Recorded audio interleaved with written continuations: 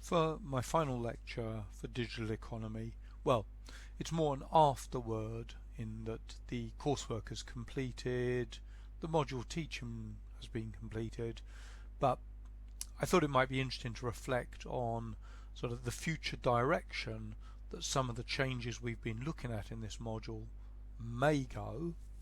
It's speculative and it's based on one particular book by Paul Mason, which I'll talk through a little bit.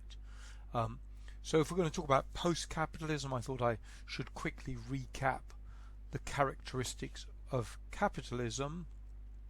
That capitalism is an economic system of the management of resources, that is land, labour and materials and information, predicated on the idea of capital accumulation, that investment grows with a return with a return on capital, that capitalism is centered around commodity production, making things that can be sold in competitive markets using a price system underpinned by a set of legal strictures or regulations that give people property rights over private property, and that the exchange of price for commodity is voluntary, and that for those who don't have capital or need labour, it is wage labour. So these are the sort of bare bones definitions of what capitalism is, which I wanted to look at before moving on to Postcapitalism, Paul Mason's book. But I also wanted to think about that capitalism isn't monolithic, that most explanations of capital recognise that there are varieties of capitalism and that capitalism has been through some quite distinct stages. So in terms of the stages of capitalism, the early use of borrowed money to buy land and pay for agriculture was known as the agrarian era of capitalism, and that at about the time of the birth of the colonial project, when, for example, gold and silver started to be brought back from America and spices from the Indies, became the period of capitalism, or the stage of capitalism known as mercantilism. Then the investment of the accrued capital from this mercantile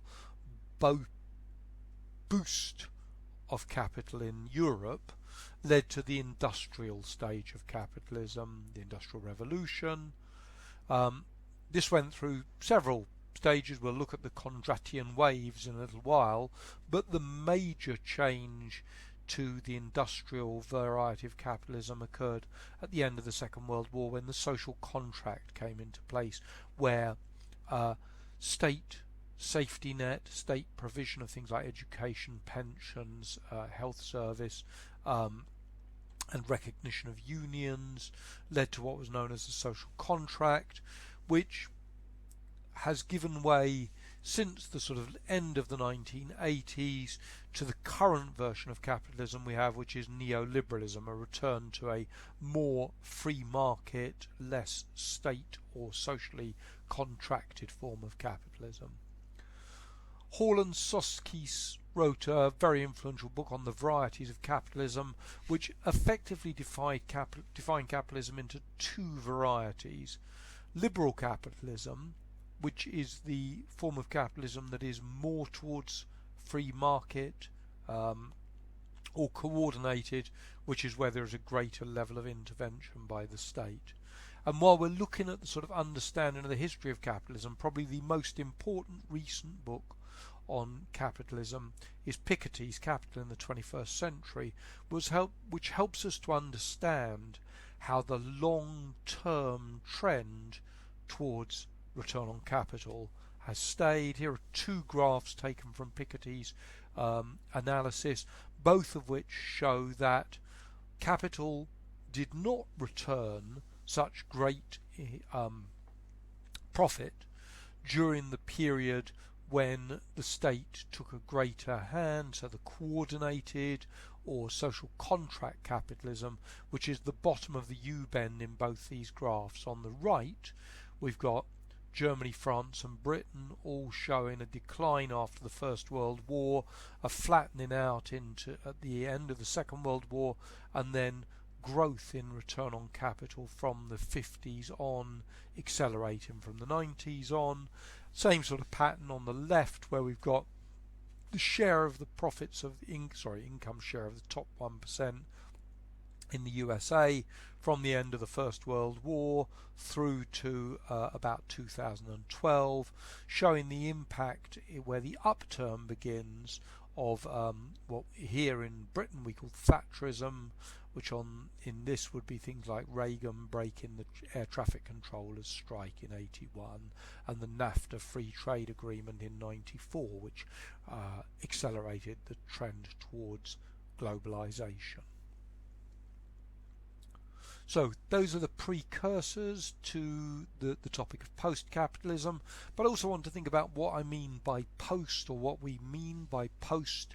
Post or after is a Latin term often used to show transition in an idea, probably most widely known in the concept of postmodernism or post-modernity. The idea so popular and well known that even mass market programs like The Simpsons embrace a postmodern approach where we can see images from the world of art, images from other TV shows like Family Guy, embedded in The Simpsons, this intertextuality, self-reflexive and meta-reflexivity that people like Arnold Toynbee or Gilles Deleuze theorized, that after the world has become modern, then we sort of know and have access to everything. There are a number of other posts, that none of which are specific to post-capitalism, but help us to understand how post is a way of intellectually analysing an idea and saying what comes after it. So people like Roland Barthes, Jacques Derrida, Michel Foucault, and probably most importantly for a moment, Judith Butler, post-structuralism, the idea that after a century in which the way the world works was categorized by structures, these thinkers, these post-structuralist thinkers, thought about how these ideas should be deconstructed. And I mentioned Butler because I think she's an interesting theorist to think about, because she, more than others, thought about how the male, white-dominated view of the world needs to be post-structurally reconstructed. So she's a feminist scholar, but also writes about the importance of recognizing how transgender ideas help us to move away from a binary viewpoint of the world, and Butler's writing is also used as a way of critiquing the sort of racial hegemony of white dominance, white supremacy. Other posts, post-materialism, most famously written about by Inglehart in his Silent Revolution, but the idea that we might be moving into an era where stuff is less important. Post-humanism and the idea that it isn't all about people, but that maybe animals or the planet, a critique of an anthropocentric view of the world. And in a digital era, perhaps post-human and transhuman is interesting. Like I think I got you to read Donna Haraway's Cyborg Manifesto at the beginning of this module, the idea that we might be moving into something post-human where the intersection of artificial intelligence, cyborg components, augmented reality might lead to us being something that is after the human. Okay, this is just to get a sense of post before I go on to Mason's book on post-capitalism. So Mason is a successful journalist, and when I say successful, I mean a very influential and important journalist from a UK point of view. He was the business editor on BBC Newsnight, which is probably the premier news source in the broadcast news source in the UK from 2001 to 2013. Then he moved across to Channel 4 News, where he was their economics editor. So this man is a heavyweight thinker, but he is a journalist more than an academic. He takes existing ideas and he tells them as a compelling story. I don't know that I can reproduce this, but I'm going to try and use his book, Postcapitalism, A Guide to Our Future, as a way of doing a whistle-stop tour of the ups and downs of capitalism, the indicators of a need for a change, and then a little bit in part 3 on what might come next. I'm going to use his chapter structures. This lecture is entirely derived from his book. So part 1 is about how capitalism works but doesn't work. That when he was writing, the collapse of Lehman Brothers and the 2008 crisis were very to the fore, but we still know that capitalism has not been able to build sustainable growth now for more than 20 years. There's been a flatness of wages, and that there's a kind of irrational madness. The quote here from one banker to another as the shit hit the fan, let's hope we're all wealthy and retired by the time this house of cards falters, shows a kind of collective madness that dominated and still dominates the valuing of stocks, shares, whether it's the 2008 crash or looking at something like GameStop now. And Mason identifies neoliberalism's failures as being around 4 ideas that are fundamental to neoliberalism and yet are also transforming it. The idea that money is not based on a specific valuation but is what he calls fiat money, that the main growth is in financialization, so consumption is underpinned by consumer debt, that there is global imbalance that allows for profits to be extracted by moving money around the world, and that facilitating these 3 things, fiat money, financialization and global imbalance, is the growing centrality of information technology, of a digital domain in which these things take place. Then he takes us back through a history of capitalism using a Russian academic's ideas, Kondratiev, widely respected. Kondratiev is still talked about by many economists now. Schumpeter was keen on him and saw his idea, Kondratiev's waves, as underpinning his ideas about innovation and the instability of capitalism requiring creative destruction. So Kondratiev suggests that capitalism goes through waves in which there is investment in something like, let's say, factories, which creates a growth in the return on investment, but over a period of time decline sets in as the balance between innovators leading and everybody having access to the same technologies and labour demanding its share, people wanting to be paid as the economy grows, leads to stagnation, decline and then crisis. And at the point of crisis, Kondratiev suggests that a new technology comes to change the way that capitalism works. So his waves on the right were the sort of 1790s to 1840s, the factory steam-powered and machinery. 1840s to 1890s was the opening up of the economy with railway, telegraph, steamliners, stable currencies and machines producing machines.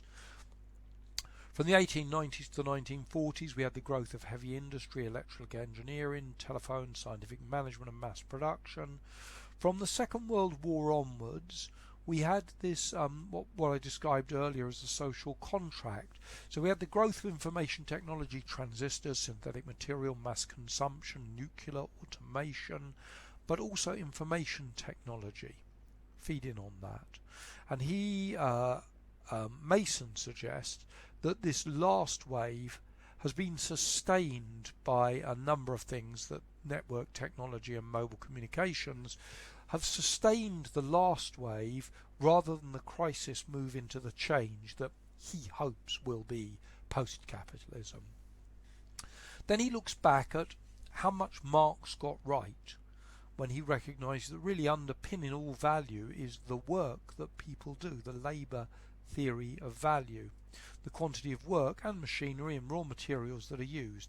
And to get your head around this, I'd really recommend watching David Harvey's very good YouTube animation. It's about 12 minutes long, on the crisis of capitalism, to understand how much Marx got right and how frequently capitalism goes wrong. But don't believe David Harvey, don't believe Karl Marx, and don't believe me. What about the Queen?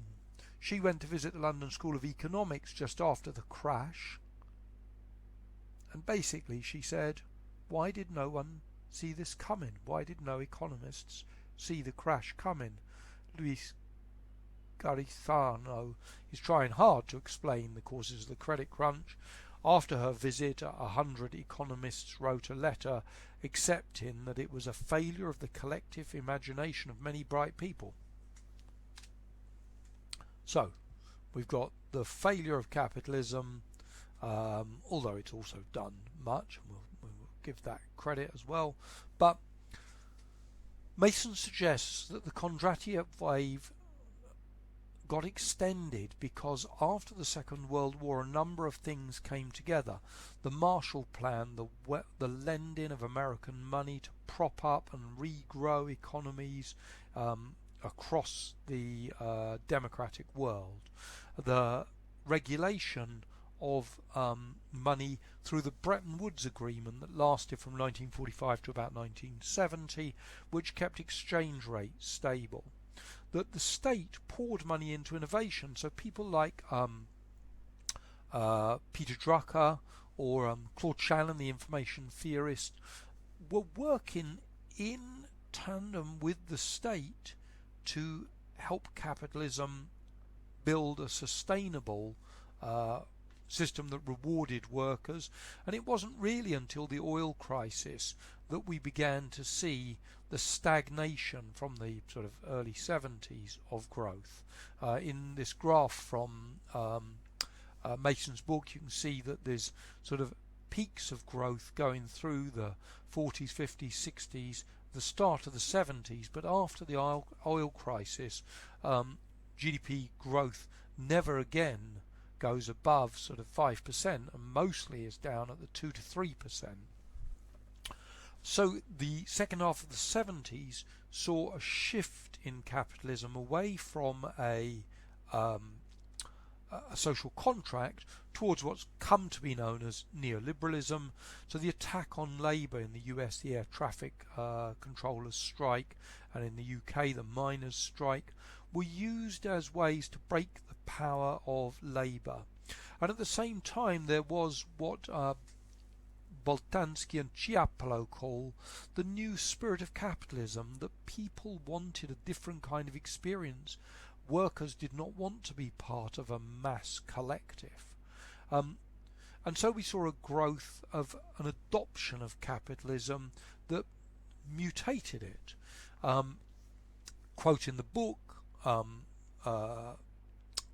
Mason said, the extension of the fourth wave on the basis of stagnant wage growth and atomization, and this sort of change in the way people wanted to work towards a more agile, more varied kind of workforce, meant that as the fall of the East, as the fall of communism happened, Western capitalism was sustained by the opening up of the East to new markets, which has extended this wave. A few graphs from the book showing how the second half of the 90s through the 2000s has seen an enormous growth of the amount of money in circulation, in other words, credit. The growth of inequality, if we look at the dark line on the chart, reaching, let's say, a medium US income of about 40,000 in about 1960, and not really going up much since, and the pale grey line showing how the top 1%, their share of income really took off at the end of the 70s, the beginning of the 80s, and has eclipsed the growth of the majority. The growth of financialization, so financial sector profits as a percentage of all business profits, instead of making money by making things and selling them or providing services, the big growth in profits for businesses, if we look from sort of 86 to 90, growth from 25 to 35, and then from 98 to 204, from 25 to nearly 50% of all profits being made by US corporations is on financial services, on lending and interest, speculation and investment. This chart has both good news and bad news. So globalization's winners. This one's worth us thinking about for a minute. So across the bottom we've got the percentile of global income growth. So the percentage of growth across the world. And up the left we've got the real increase. So if we look at the poor people in the world, the people who are down in the bottom 15%, they have grown from they've grown 40% their income. If we look at the middle region, people from 55 to the bottom third, 15 to 35, their income's grown from about 40 to 70. Their income has grown enormously. So what we're seeing on the left hand side of this chart, up to about the 55 percentile of global growth income, is the story of prosperity spreading through Asia, India, China, South America. And this is a big upside of globalization, that the poorer parts of the world have seen real income growth, so that we can now say that 3/4 of the world's population live in middle income countries. To the right we see the pain of America and Europe.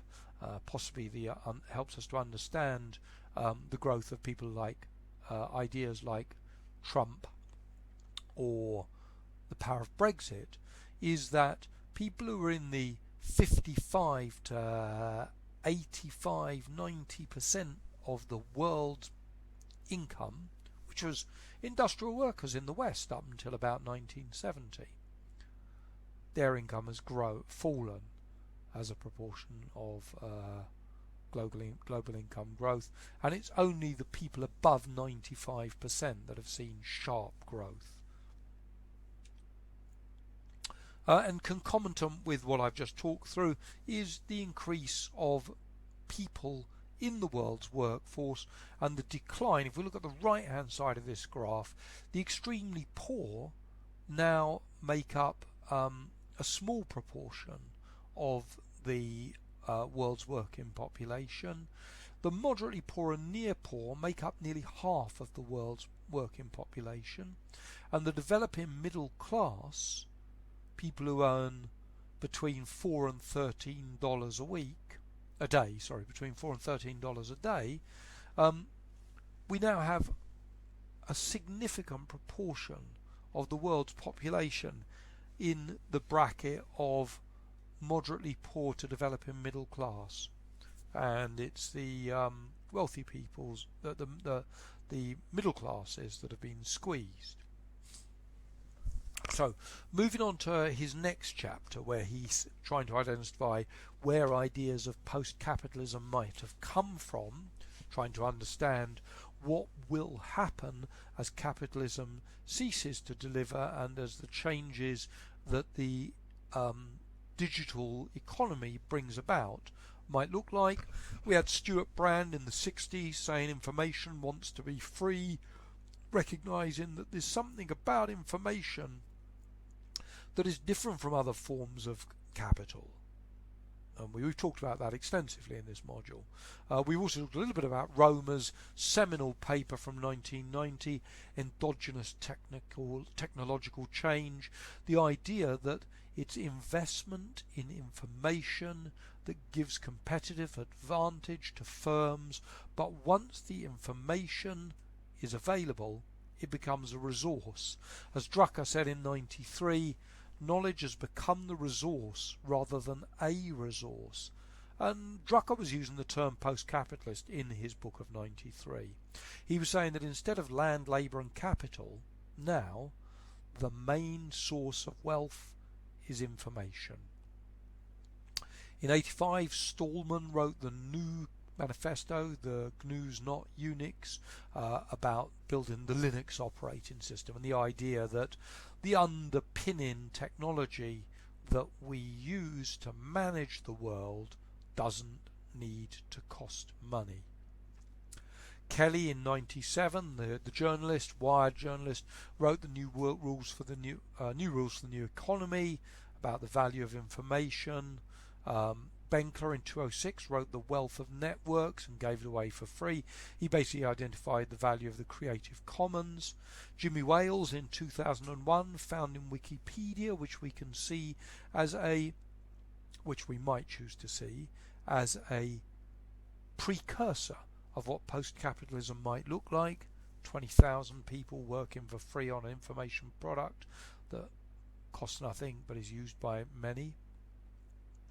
And Jonathan Rifkin, writing in 2014, identified a lot of these characters. We've looked at them as elsewhere in books like the Haskell and Westlake, but 2014 Rifkin wrote The Zero Marginal Cost Society.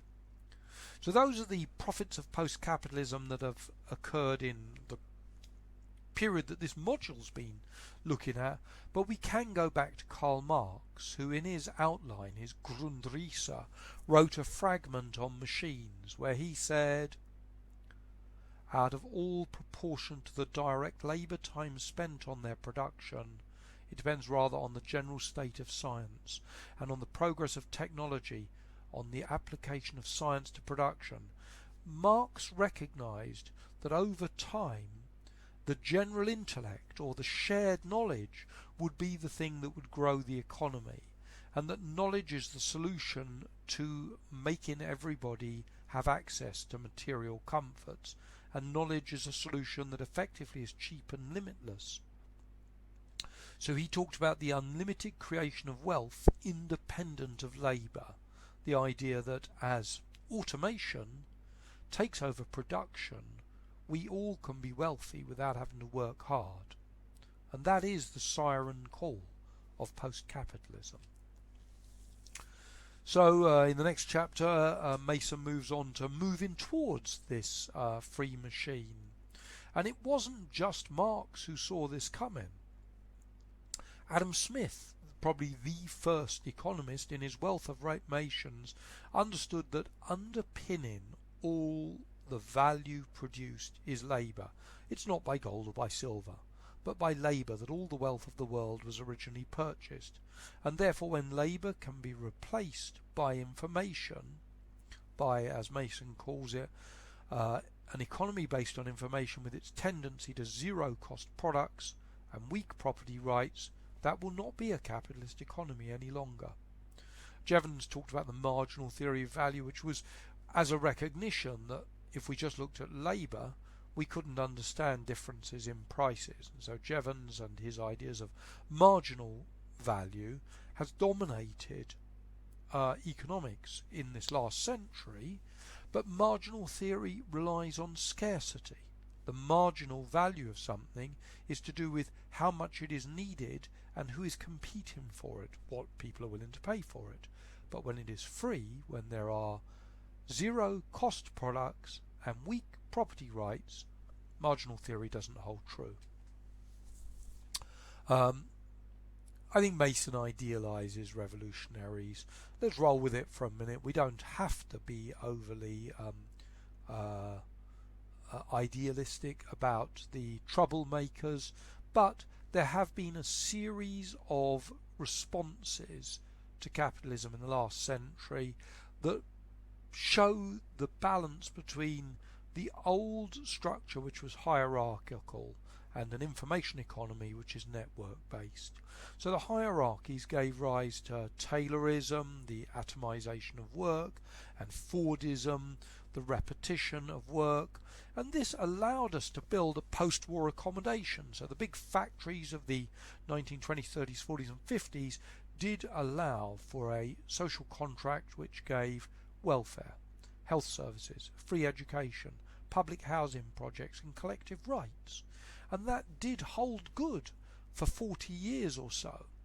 But by the end of the 60s, the youth counterculture rebellion, growing number of strikes, the sense that this sort of slaves to the machine was not a satisfying way of being, Boltanski and Chiapello characterized it as the new spirit of capitalism, showed that these the almost grinding to a halt of the Taylorist Fordist economy at the end of the 60s and into the 70s gave rise to the neoliberal response of offshoring, deindustrialization, anti-union laws, and an ideology that emphasized individual freedom over collective response.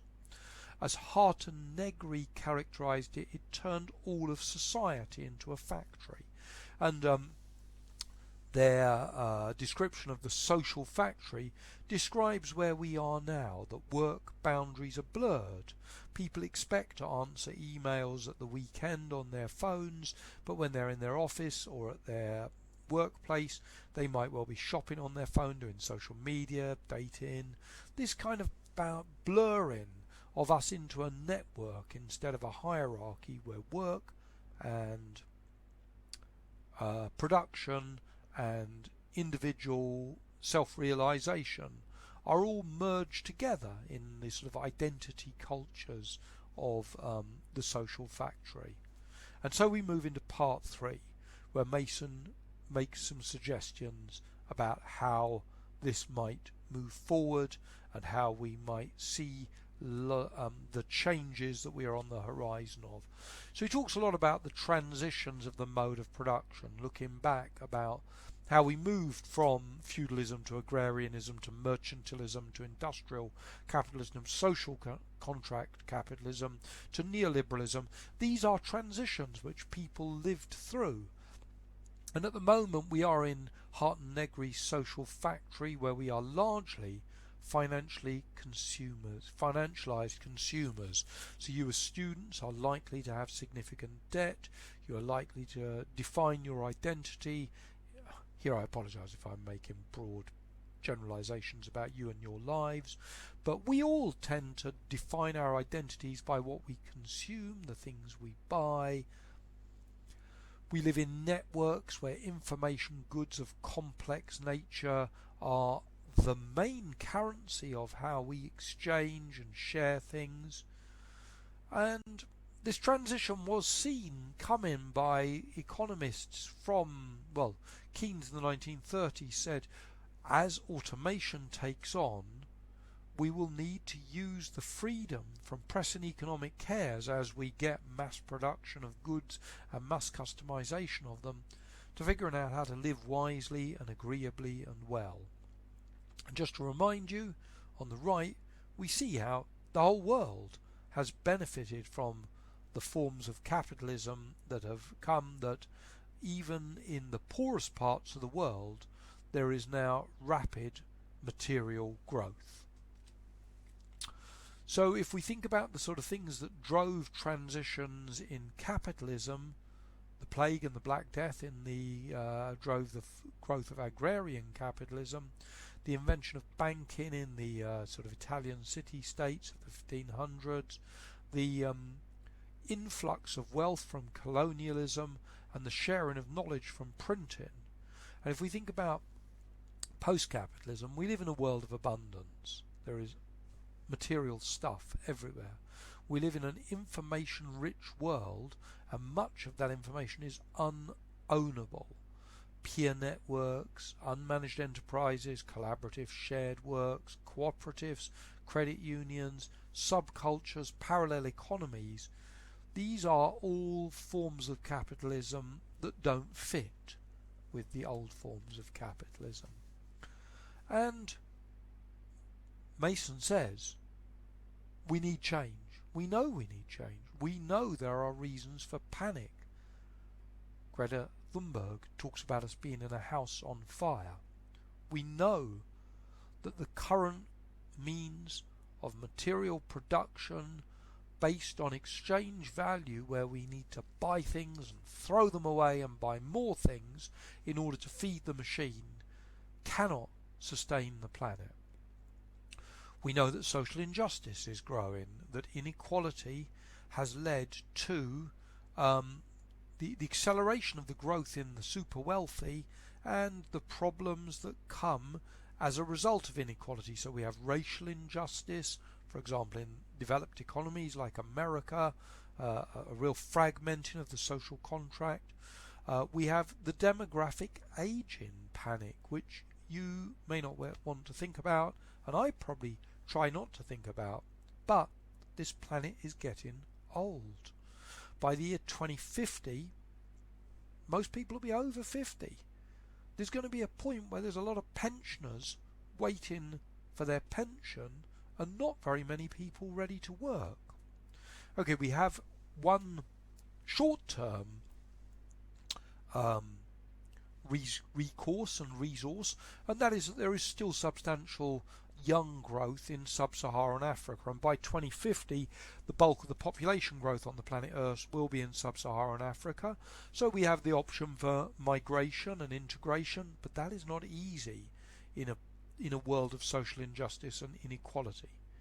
But there may well be a period of time where the old of the world are thankful for the dark peoples, for the people of colour of the global south, who might be young enough to work. But even that is only a short-term fix, and one that is very difficult to manage. As Branko Milanovic of the World Bank said, we now live in a non-Marxian world because it is not class that divides those who have access to the means of production and capital from those who don't. It's location. Those born in the global south are the poor.